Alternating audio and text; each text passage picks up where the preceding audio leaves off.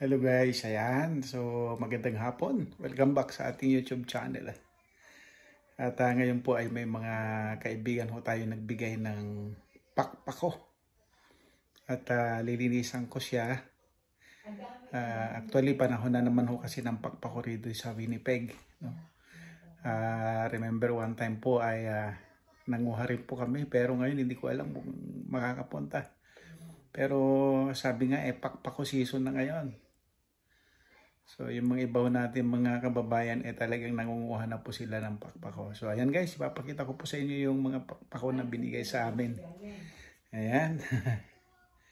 At mamaya ay magluluto gagawa tayo ng salad na pakpako. Ayan, so ayan, pangalawang linis na po siya.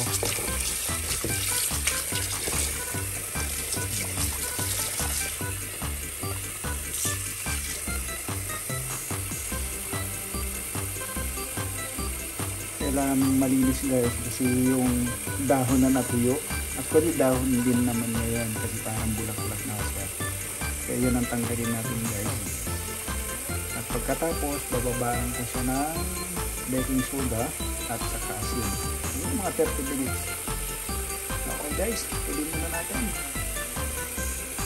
Ayan, meron ng ano ang tawag nun? Baking soda at saka asin. Yan, nalagyan ko na siya. Binabad ko siya ng mga 30 minutes para maging malinis po. Yan, pinakaluan natin yung konti. Yung parang i-blast lang po natin. So, ayan na guys. So, ito yung rekado natin. Meron tayong suka, marka pinya. Ito naman po yung sibuyas, may kamatis, at saka dalawang itlog na maalat. Ayan. So, iayos na ho natin guys. Ayan na ho, kompleto na ho yung recados ng ating pong pakpako. So, lalagyan natin ng suka at saka may konting asukal. At ang kakaiba dito guys, meron po tayong tinatawag na mais. Yan yung bagong recados ko ng aking pakpako ngayon. Ayan guys. So, titikman na ho natin. Tingnan nyo. Saka ito, pwedeng sausawan yan pagka kinatapos ka ng yung suka at saka pwede lagyan ng konting seasoning, yung asin. Pero kasi ang hinalo ko dito ay itlog maalat, hindi bagoong. Itlog maalat po siya guys. Okay. Tikman na ho natin.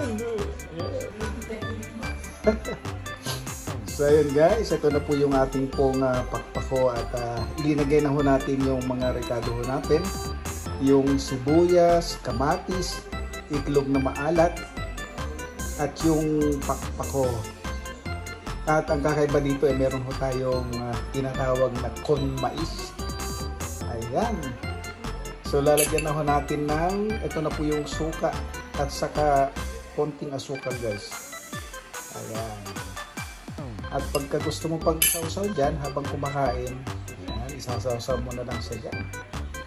So ready to serve na po ang ating pong pakpako. Ayan.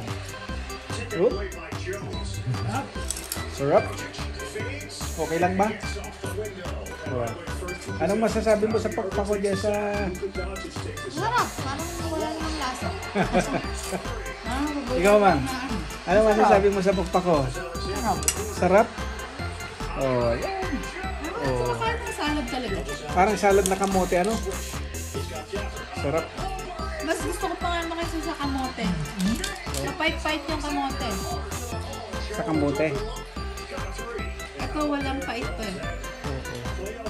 Ayan. Ayan guys. Nakain na. So guys. Na-blanch ko na po lahat ang pakpako. Ayan. So meron pang dalawang serve ito.